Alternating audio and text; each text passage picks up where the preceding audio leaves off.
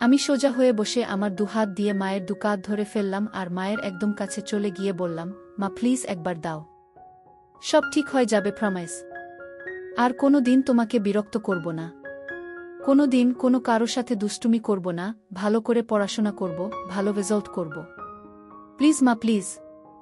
আমি বলতে বলতে একটা হামি খেলাম আর বলতে থাকলাম, প্লিজ মা। মা গো, জাস্ট একবার প্লিজ। আর কিচ্ছু চাই না, শুধু একবার দাও। আমি অভ্রনীল, পুরো নাম অভ্রনীল ঘোষ চৌধুরী, মা ভালোবেসে রুদ্র বলে ডাকে, বয়স 18 বছর, এবং এটা আমার গল্প, বা বলা যেতে পারে আমার এবং আমার মায়ের গল্প। এটা একটা সত্যি ঘটনা, তাই আমি চাই যে আমার দর্শকরা পূর্ণ সত্যিটার সাথে পরিচিত হোক। আমার প্রতিটা অনুভূতি, আমার রস আস্বাদনের তৃপ্তি, সবটাই যাতে আমার দর্শকরা অনুভব করতে পারে। আমার মায়ের সাথে আপনাদের পরিচয় করিয়ে দিই। আমার মায়ের নাম শ্রীমতী জয়শ্রী ঘোষ চৌধুরী, বয়স 38 বৎসর। গায়ের রং শ্যামলা, কিন্তু ভারী মিষ্টি চেহারা, এবং তার থেকেও বেশি মিষ্টি ওনার হাসিটা। মায়ের মনটা ভারী সরল, তবে বুদ্ধি তীক্ষ্ণ। কিন্তু যত বুদ্ধি সব বাইরের জগতের ক্ষেত্রে। আমার বেলায় মায়ের শুধু সরলতা আর ইমোশন কাজ করে। আমার বাবা অনির্বাণ ঘোষ চৌধুরী একজন লেক এজেন্ট এবং কিছু অন্যান্য ব্যবসা করে। মাও কর্মরত। সব মিলিয়ে সংসারে কোনো রকম কোনো অভাব নেই। আমি স্কুলে পড়ি, বর্তমানে ক্লাস 9। বাড়িতে আমরা 3 জন ও আমার ঠাকুমা থাকি। ঠাকুমার বয়স 80 বছর। উনি বেশিরভাগ সময় ওনার রুমেই থাকেন এবং ঈশ্বর আরাধনায় নিজেকে মগ্ন রাখেন। আমার মায়ের প্রতি কোনো রকম কোনো দৃষ্টি শুরুতে আমার ছিল না। ছোটবেলায় সব ছেলেরা যে চোখে নিজের মাকে দেখে, আমিও সেভাবেই দেখতাম। কিন্তু আমার একটা বৈশিষ্ট্য ছোটবেলার থেকেই ছিল, মোটামুটি 12 বছর বয়স থেকে, সেটা হচ্ছে নেক ফিহেস, বা মহিলাদের গলার প্রতি এক অদ্ভুত আকর্ষণ। আর আমার মায়ের প্রতি আমার সূত্রপাত ঘটে আমার এই ফিহেসের দ্বারা। আমি শুরুতে ফেটিশ কি জিনিস জানতাম না, শুধু দেখতাম যে মহিলাদের গলা দেখতে অথবা ছুতে আমার খুব ভালো লাগত। সে বয়সে মহিলা বলতে তো শুধুমাত্র স্কুলের শিক্ষিকারা। মায়ের দিকে শুরুতে সেই দৃষ্টি পড়েনি। তখন শুধু স্কুল শিক্ষিকাদের গলা নানা বাহানায় স্পর্শ করতাম এবং তাতেই তৃপ্তি পেতাম। আস্তে আস্তে বয়স বাড়ল। বয়সের সাথে সাথে আমার পিপাসাও বাড়ল। কিন্তু নেক ফেটিশটা বা মহিলা গলার প্রতি লোভটা কিন্তু আমার রয়ে গেল। যখন আমার বয়স 18, তখন হঠাৎ একদিন আমার দৃষ্টিতে মা ধরা দিল। তখন গরমের ছুটি চলছিল। আমি বাড়িতে, বাবা বাইরে কাজে গেছেন, ঠাকুমা নিজের রুমে নিজের মনে আছেন এবং মায়েরও কোনো কারণে অফিস ছুটি, তাই মা ও বাড়িতে। সেদিন অসম্ভব গরম পড়েছিল আর আমরা সবাই গরমে ঘেমে একাকার। আমি ড্রয়িং রুমে বসে টিভি দেখছিলাম আর মা রান্নাঘরে কাজে ব্যস্ত ছিল। আমার পিপাসা পাওয়াতে গেলাম রান্নাঘরে জল খেতে। রান্নাঘরে গিয়ে দেখি মা মাটিতে বসে সবজি কাটছে। রান্নার লোক সেদিন আসেনি। রান্নাঘরে ফ্যান না থাকার জন্য মায়ের একেবারে নাজেহাল অবস্থা। পুরো শরীর ঘামে একেবারে ভিজে গেছে। তখনও আমার মনে মায়ের প্রতি কোনো পাপ চিন্তা ছিল না। আমি নির্বিকার মনে জল খাবার জন্য মায়ের পেছনে রাখা শেলফ থেকে জালের বোতল নেবার জন্য মায়ের পাশ দিয়ে মায়ের পেছনে চলে গেলাম। জলের বোতল নিয়ে আমি জল খেতে খেতে সামনের দিকে, মানে মায়ের দিকে ঘুরলাম। মা আমার ঠিক সামনে বসে সবজি কাটছিল আর আমি একদম মায়ের পেছনে। আমাদের রান্নাঘরটা ছোট। মায়ের কাছাকাছি দাঁড়ানো সত্ত্বেও এর আগেই কোনোদিন কোনো পাপ চিন্তা আমার মনে আসেনি। কিন্তু সেদিন জল খেতে খেতে হঠাৎ কি মনে হলো, একবার নিচে মায়ের দিকে তাকালাম। দেখে আমি আর থাকতে পারলাম না, অনুভব করলাম আমার ওটা দাঁড়িয়ে পড়েছে। সেদিনই তখন জীবনে প্রথমবার আমার মনে আমার মাকে নিয়ে লোভ জন্মালো। আমি ভাবতে থাকলাম, আমি আমার স্কুল শিক্ষিকাদের ক্ষেত্রে যেরকম বাহানা দিয়ে ওনাদের স্পর্শ করতাম, সেরকম একটা বাহানা করতে থাকলাম মনে মনে। এক সময় আমি মাকে বলে উঠলাম, মা, মা বল কি হয়েছে? মা তোমার গলায় কি একটা আছে? মা আমার গলায়? আমার গলায় আবার কি থাকবে? না মা, তোমার গলায় কি একটা লেগে আছে। মা, কই, বলে মা নিজের হাত দিয়ে একটু নিজের গলাটা পরিষ্কার করার চেষ্টা করল।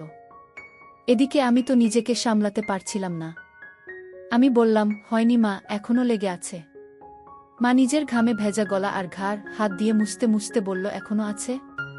কি লেগে আছে রে? আমি দূর থেকে বুঝতে পারছি না। আমাকে তোমার গলার কাছে গিয়ে দেখতে হবে। মনে হয় পিঁপড়ে বা এমনি নোংরা। আমি তোমার গলার কাছে এসে দেখব মা, কি লেগে আছে। মা, আচ্ছা থাক লেগে। আমার গলায় কি লেগে আছে না আছে তোকে দেখতে হবে না। তুই পড়তে বসগে, যা। শুধু পড়ায় ফাঁকি দেয়া। সকাল থেকে তো পড়তেই বসলি না। আমার মনটা খারাপ হয়ে গেল। ভাবছিলাম এই সুযোগটা হাতছাড়া হয়ে গেল বুঝি। কিছু একটা করতে হবে। আমি বললাম, হ্যাঁ যাচ্ছি পড়তে, কিন্তু তোমার গলায় ওটা লেগেই থাকবে? দেখতে কেমন একটা লাগছে। মা, কি এমন লেগে আছে রে? কি? এই বলে মা আবার নিজের দুহাত দিয়ে নিজের গলাটা ভালো করে ম্যাসেজ করার মতো ডোলে পরিষ্কার করার চেষ্টা করল। আমি, উহু, এখনো লেগে আছে, যায়নি। আসলে তোমার গলাটা ঘামে ভিজে আছে তো তাই বোধহয় যাচ্ছে না। এদিকে আসলে মায়ের গলায় কিছু ছিলই না শুরু থেকে। মা তো আর সেটা জানত না, তাই মা আমার নাটক ও পাপ বুদ্ধিটাও বুঝতে পারছিল না। মা এবার খানিকটা বিরক্ত হয়েই বলল, দাঁড়া তো, আয়নায় গিয়ে দেখি। আমি ভাবলাম, যা সর্বনাশ! আয়নায় দেখলে তো মা বুঝে যাবে যে মায়ের গলাতে কিছু লেগে নেই আর আমার কার্যসিদ্ধি হবে না। সাথে সাথে আমি বলে উঠলাম, মা, আমি তোমার গলাটা পরিষ্কার করে দেব। তুমি আবার কেন উঠবে? মা, আচ্ছা ঠিক আছে দে, কিন্তু তাড়াতাড়ি করে পড়তে যা। কোনোরকম কোনো ফাঁকিবাজি না। আমি তো এই কথা শুনে মহা আনন্দে মনে মনে লাফাচ্ছি। আমি মায়ের একেবারে সামনে গিয়ে হাঁটু গেড়ে বসলাম। বললাম, দেখি মা, একটু গলাটা উঁচু করো, মানে একটু উপর দিকে তাকাও। মা আমার কথা মতন একটু মাথা উঁচু করল। আমার সামনে আমার মা তার গলাটা সমর্পণ করে দিল, ঠিক যেন একটি হরিণ নিজেকে একটি ক্ষুধার্ত সিংহের সামনে সমর্পণ করে দিচ্ছে। মায়ের গলায় কোনো তিল নেই, তবে দেখলাম মায়ের ডান ঘাড়ে একটা ছোট্ট বাদামি তিল আছে। গলার মাঝখান দিয়ে দুটো রেখা চলে গেছে পাশাপাশি, মানে দুটো গলার ভাঁজ আর কি। আমি কাপা কাপা হাতে মায়ের গলা স্পর্শ করলাম। প্রথমে আস্তে করে। ছুতেই অনুভব হলো যে মায়ের গলাটা কি নরম ও চামড়াটা কি মসৃণ। আমি আর থাকতে পারলাম না, আমার পুরো ডান হাত দিয়ে মায়ের গলাতে বোলাতে লাগলাম। এই সব কিছু কয়েক মিনিটের মধ্যে ঘটে গেল। মা বলল, কি রে হয়েছে? আমি, মা, আরেকটু মাথাটা উঁচু করো, তোমার গলার ভাঁজে আটকে গেছে। গলাটা পুরো স্ট্রেচ না হলে পরিষ্কার হচ্ছে না। এই শুনে মা নিজের মাথাটাকে আরও পেছন দিকে করার চেষ্টা করল। আমি মায়ের থুতনি ধরে আরেকটু উপর দিকে করে দিলাম, যাতে মায়ের গলাটা পুরোপুরি আমার সামনে মেলা থাকে। আমি তাকিয়ে একবার দেখে নিলাম যে মায়ের দৃষ্টি ওপরে ছাদের দিকে, মানে আমি সামনে। মায়ের গলা নিয়ে কি করছি মা দেখতে পারবে না। আমি বললাম, মা, আমি একটু তোমার গলার কাছে এসে ফু দিচ্ছি, যাতে তাড়াতাড়ি পরিষ্কার হয়ে যায়, ঠিক আছে? মা, আচ্ছা ঠিক আছে, যা করার তাড়াতাড়ি কর, আমার অনেক কাজ পড়ে আছে। আমি, হ্যাঁ মা, বলে একেবারে মায়ের গলার কাছে নিজের ঠোঁট নিয়ে গেলাম আর মৃদু ফু দিতে থাকলাম মায়ের সারা গলায়। একসময় থাকতে না পেরে মায়ের গলার একদম মাঝখানে একটা হালকা হামি দিয়ে ফেললাম। তারপর ভয় ভয় মায়ের দিকে তাকিয়ে দেখলাম একবার যে মা কিছু টের পেল কিনা। মা আমি কি করছি দেখতে না পেলেও আমার স্পর্শ তো অনুভব করতেই পারছিল। আমার ভয় হচ্ছিল যে মা নিজের গলায় আমার স্পর্শ অনুভব করে ফেলল কিনা, আমার হাতের স্পর্শ আর ঠোঁটের স্পর্শের মধ্যে তফাৎ ধরে ফেলল কিনা। কিন্তু দেখলাম যে না, মা কিছু বুঝতে পারেনি। আমারও সাহস বেড়ে গেল। মা হঠাৎ নিজের দুহাত দিয়ে আমাকে এক ঝাটকা দিয়ে দূরে ফেলে দিল। হঠাৎ ধাক্কা খেয়ে আমি পেছনে হেলে বসে পড়লাম ও নিজের সম্বিত ফিরে পেলাম। মায়ের দিকে তাকিয়ে দেখি মা গম্ভীর হয়ে নিজের আঁচল ঠিক করছে আর এক হাতে সবজি তুলছে। মা সঙ্গে সঙ্গে একটা হাত দিয়ে নিজের আঁচল নিয়ে নিজের গলাকে ভালো করে মুছে নিল। আমি খানিকটা ভয় পেয়ে বললাম, মা কি হলো? মা, কি হবে আবার? তুই পড়তে যা। আমি, না মানে তোমার গলা পরিষ্কার করছিলাম, তুমি হঠাৎ ধাক্কা দিলে। মা বড় বড় চোখে আমার দিকে তাকিয়ে একটু গম্ভীর হয়ে বলল, তোর পড়ায় ফাঁকি দেয়ার বাহানা কি আমি বুঝি না মনে করেছিস? সকাল থেকে এক লাইনও পারিসনি, যা পড়তে বস। আমি, কিন্তু তোমার গলাতে তো এখনো একটু লেগে আছে। মা, লেগে থাক, আমার গলাতে যা খুশি, তোকে আমার গলার দিকে খেয়াল রাখতে হবে না। আমি একটু পরে স্নান করতে যাব, তখন এমনিতেই পরিষ্কার হয়ে যাবে। আমি একটু মনে মনে ভয় পেলাম। তাহলে কি মা বুঝে গেল আমার মনের পাপ? এই ভাবতে ভাবতে আমি আস্তে আস্তে মুখ নিচু করে চলে যেতে লাগলাম।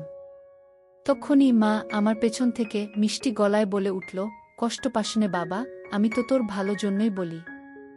আমি বুঝি তোর বয়সে পড়তে ইচ্ছে না হওয়াটাই স্বাভাবিক, মন শুধু ফাঁকি দিতে চায়। কিন্তু বাবা, পড়াশোনা না করলে তো ভবিষ্যৎ অন্ধকার। আমার আর বুঝতে বাকি রইল না যে আমার অতীব সরল মা আমার মনের ভেতর কি পাপ চলছে তা একটুকুও বুঝতে পারেনি। আমি নিশ্চিন্ত হয়ে বললাম, মা সরি, তুমি চিন্তা করো না, আমি ভালো করে পড়াশোনা করব। আমার কথা শুনে মায়ের মুখে একটা মিষ্টি হাসি ফুটে উঠল আর আমিও রান্নাঘর থেকে চলে গেলাম। অল্পটুকু স্বাদ পাওয়ার পর থেকে আমার মন পাপ চিন্তায় ভরে উঠল। যেই মহিলাকে আমি এতদিন শুধু মা হিসেবে পুজো করে এসেছি, সেই মহিলা, সেই নারী এখন আমার কাছে একটা তৃপ্তির দেহ মাত্র, যেটা দিয়ে আমার বাসনার পিপাসা তৃপ্ত মিটাতে পারব। আমার মন তৎপর হয়ে উঠল। মা শব্দটা আমার কাছে একটি দারুণ অনুভূতির শব্দ হয়ে উঠল। আমার হঠাৎ মায়ের বলা কথাটা মনে পড়ল। মা স্নান করতে যাবে। হঠাৎ দেখি মা জল ভরা বালতি নিয়ে আমার রুমে এসে হাজির। বুঝলাম কাজের মাসি আসেনি, তাই মাকেই ঘর মুছতে হচ্ছে। মা বলল, এই যে, হয় ঘরের বাইরে যা, নয় খাটের উপর পা উঠিয়ে বস, ঘর মুছব। আর খবরদার বলে দিচ্ছি, যতক্ষণ না ঘর শুকোচ্ছে মাটিতে পা ফেলবি না, ঠিক আছে? আমি সজোরে মাথা নাড়িয়ে আমার সম্মতি জানালাম এবং তাড়াতাড়ি খাটে উঠে ইঙ্গিত দিলাম যে আমি রুমেই থাকছি। মা নিজের শাড়ির আঁচল কোমরে গুজে হাঁটু গেড়ে বসে পড়ল এবং নিজের মতো ঘর মোছা শুরু করল। আমার খাটে সব সময় একটা পড়ার বই খোলাই থাকে, তখনও ছিল, আর ওটাই আমাকে তখন বাঁচালো, নয়তো আবার পড়াশোনায় ফাঁকি দেওয়ার জন্য মায়ের বকুনি খেতে হতো। আমি বইটা নিয়ে পড়ার ভান করতে লাগলাম। কয়েক সেকেন্ড পর একবার আর চোখে মায়ের দিকে তাকালাম। তাকিয়ে যা দেখলাম তাতে আমার চক্ষু ছানাবড়া হয়ে গেল। ঘরে ফ্যান চলা সত্ত্বেও মা তখনও ঘামছে। সারা শরীর ঘামে ভেজা। আমি লক্ষ্য করলাম ঘামের বিন্দুগুলো মায়ের কপাল থেকে আস্তে আস্তে নেমে যেতে থাকল। একটু পরেই মায়ের ঘর মোছা হয়ে যাবে আর মা ছাদে যাবে কাপড় মেলতে। আজকে ছুটির দিন, তাই নিশ্চয় মা প্রচুর কাপড় ধুয়েছে এবং তাই বেশ সময় লাগবে কাপড় মেলতে। ঠাকুমাকে নিয়ে চিন্তা নেই, উনি শুধুমাত্র সন্ধে বেলা একটু ঘর থেকে বেরোন। এই দুপুরের সময়টায় উনি নিজের ঘরেই থাকেন। আমি অপেক্ষা করতে থাকলাম কখন মা ছাদে যায়। এক সময় মা হাঁক পারল, রুদ্র, আমি ছাদে যাচ্ছি, ঘরের দিকে নজর রাখিস। ঠাকুমা কানে শোনে না, তাই ঘর ফাঁকা হলে কাউকে ঘরের খেয়াল রাখতে হয়। যাই হোক, আমি যেই সুযোগের অপেক্ষায় ছিলাম সেটা পেয়ে গেলাম। আমার পকেট স্ক্রুড্রাইভার আর পকেট হাতুড়ি নিয়ে আমি চললাম মায়ের বেডরুমের দিকে। মায়ের বাথরুমের দরজাটাকে দুপাশ থেকেই ভালো করে পর্যবেক্ষণ করলাম। প্রথমবারে কোনো ফুটো পেলাম না। মনটা একটু খারাপ হলো। এই ভারী কাঠের দরজায় তো আর এই পলকা দিয়ে এত কম সময় নতুন করে ফুটো করা যাবে না। কিন্তু আমি আবার বিশ্বাস নিয়ে খোঁজ শুরু করলাম। অবশেষে দেখলাম যে দরজার ভেতর দিক থেকে একটা ছিদ্র শুরু হয়েছে, কিন্তু সেটা এখনো এপার ওপার হয়নি। আমি সঙ্গে সঙ্গে আমার হাতিয়ার দিয়ে ফুটোটাকে বড় এবং সম্পূর্ণ করতে লেগে গেলাম। সফল হওয়ার পর ফুটো দিয়ে দেখলাম যে পুরো বাথরুমের ভেতরটাই পরিষ্কার দেখা যাচ্ছে। আমি আনন্দে আত্মহারা হয়ে উঠলাম। আমি মায়ের বেডরুম থেকে যাওয়ার আগে ফুটোটাকে সাময়িকভাবে একটা ছোট্ট কাঠের টুকরো দিয়ে বন্ধ করে আসলাম, যাতে মায়ের সন্দেহ না হয়। এরপর অপেক্ষা করতে থাকলাম কখন মা স্নানে যায়। এক সময় মা ছাদ থেকে আসলো এবং আমি স্নানে গেলাম বলে সোজা বেডরুমে চলে গেল। মা নিজের বেডরুমের দরজা ভেতর থেকে বন্ধ করতে যাচ্ছিল, তখন আমি বিপদ দেখে বলে উঠলাম, মা, রুমের দরজা বন্ধ করো না, যদি আমার কিছু লাগে। মা, আমাদের রুমে আবার তোর কি কাজ? আমি, না মানে, দরকার তো পড়তেই পারে। তোমারও তো দরকার পড়তে পারে। হঠাৎ যদি কিছু লাগে তোমার, যেমন সাবান বা কিছু। কখন কি দরকার পড়ে কেউ বলতে পারে। বাথরুমের দরজা তো আর খোলা রাখতে বলছি না, রুমের দরজাটাকে খোলা রাখতে বলছি। আমি খানিকটা ঠাট্টা করে বললাম। মা, হ্যাঁ ঠিক আছে, তোকে অত পাকামো করতে হবে না। খোলা রাখছি রুম। বাড়ির দিকে খেয়াল রাখিস। আমি গেলাম স্নানে। আচ্ছা মা। মা বাথরুমে ঢোকার 2 সেকেন্ডের মধ্যে আমি মায়ের রুমে ঢুকে একেবারে বাথরুমের দরজার সামনে চলে গেলাম। স্ক্রু ড্রাইভার দিয়ে খুঁচিয়ে দরজার ফুটোটার থেকে কাঠের টুকরোটা বের করতে আমার বেশি সময় লাগল না। আমার সামনে তখন আমার যত্নে তৈরি করা দরজার বড় ফুটোটা খোলা। আমার মনে হচ্ছিল যেন স্বর্গের জানালা কেউ খুলে দিয়েছে আমার চোখের সামনে। নিজেকে সামলাতে না পেরে আমি আস্তে আস্তে নিজের চোখটা ফুটোর দিকে নিয়ে গেলাম।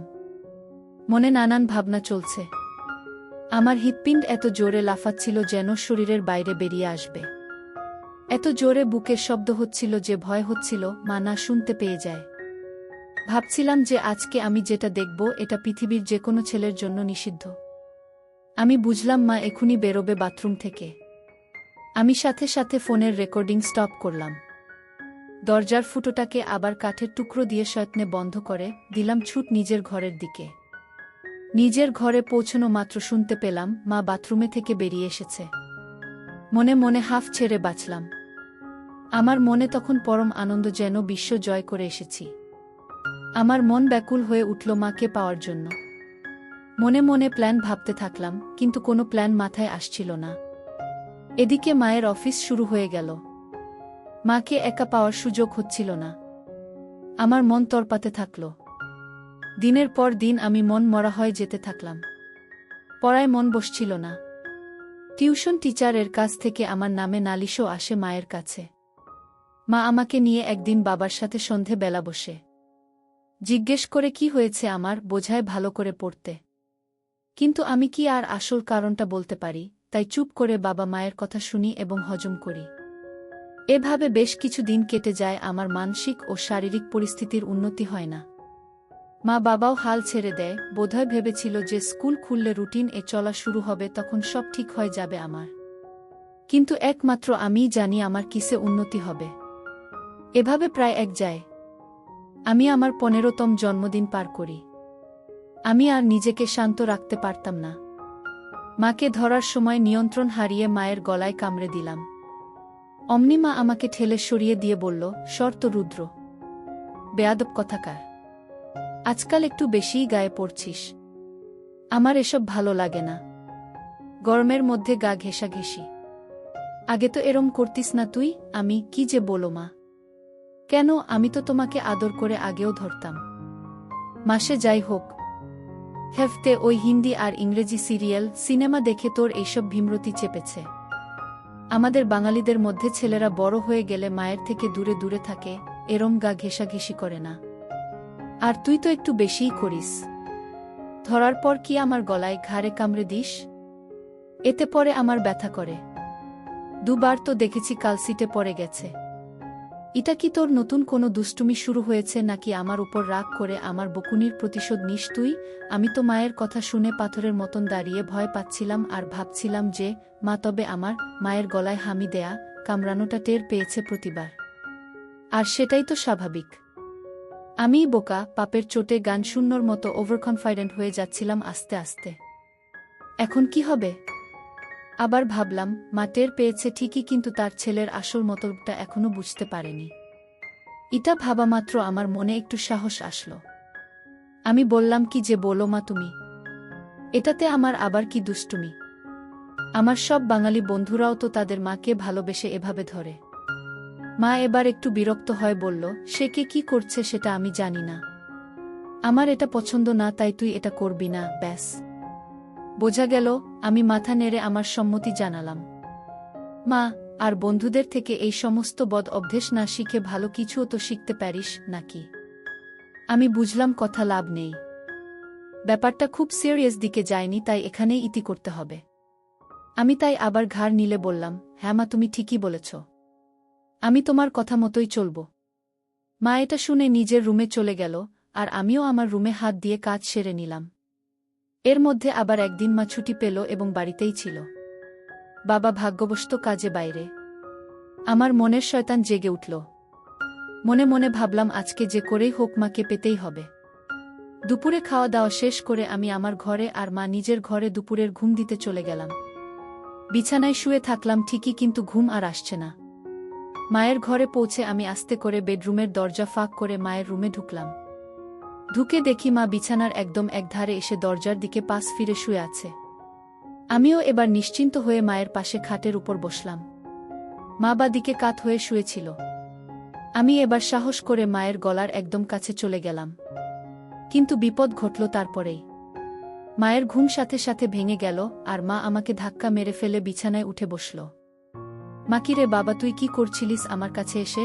আমি আমতা করতে করতে বললাম, কই মা, কিছু না তো। মা একটু রেগে গিয়ে বলল, কিছু না তো মানে? রুদ্র, দেখ, ভালো চাস তো সত্যি কথা বল। কি করছিলি তুই আমার এত কাছে এসে? আমি কোথায় মা? না না, আমি কোথায় তোমার কাছে ছিলাম? আমি তো তোমার পাশে খাটে বসেছিলাম। আমার আসলে ঘুম আসছিল না, তাই তোমার সাথে গল্প করতে এসেছিলাম। এসে দেখি তুমি ঘুমোচ্ছ, তাই তোমার কাছে বিছানায় সবে একটু বসেছিলাম। ভাবলাম যদি তুমি একটু জেগে থাকো তাহলে আমার সাড়া পেয়ে উঠবে। কিন্তু আমার এত সুন্দর মসৃণ বানানো গল্প মায়ের একটুকুও বিশ্বাস হল না। মা জোরে বলে উঠল, মিথ্যে কথা বলিস না। তোর গরম নিঃশ্বাস আমি আমার ঘাড়ে অনুভব করেছি। বল, কি করছিলি তুই? আমি বললাম, মা, আমি তোমার কাছে কিছু লুকোবো না। আমি তোমাকে খুব ভালোবাসি, কিন্তু আমি জানি না কেন আমার তোমার প্রতি একটা অদ্ভুত আসক্তি আছে। আমার কথা তখনও শেষও হয়নি, মা আমার গালে সপাটে এক থাপ্পড় মারল। আমি প্রায় মাথা ঘুরে বিছানায় লুটিয়ে পড়লাম। মা, তোর লজ্জা করছে না রুদ্র, তোর মাকে এগুলো কথা বলতে? আমি তোর মা, তোকে জন্ম দিয়েছি। মা মানে বুঝিস জানোয়ার? হায় ভগবান, এগুলো কথা তো আমি তোর বাবাকেও বলতে পারবো না। তোর বাবা তো আর তোকে মারতে পারবে না, নিজেই হয়তো মরে যাবে। আমি কাঁদতে কাঁদতে বললাম, মা, আমাকে ক্ষমা করে দাও, কিন্তু তোমাকে না পেলে আমার জীবন বৃথা। আমি জানি না কেন সব সময় শুধু তোমার কামনা আমার মন জুড়ে থাকে। আমার পড়ায় মন বসছে না, রেজাল্ট খারাপ হচ্ছে, এমনকি আমার শরীর ভালো নেই। তুমি তো সবই জানো মা। বিশ্বাস করো, আমি অনেক চেষ্টা করেছি, কিন্তু কিছুতেই তোমাকে পাওয়ার ইচ্ছেটাকে মন থেকে বের করতে পারিনি।